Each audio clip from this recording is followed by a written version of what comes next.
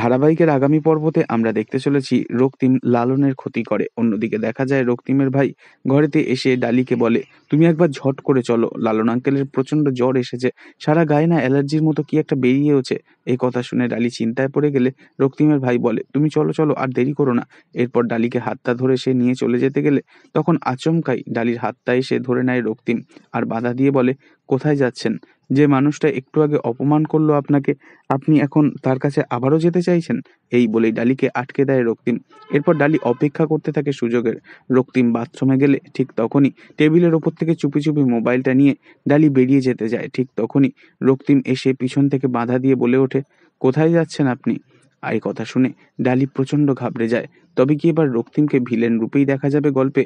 তো বন্ধুরা, আপনারা কাকে দেখতে চান ডালির বিপরীতে, লালন নাকি রক্তিমকেই?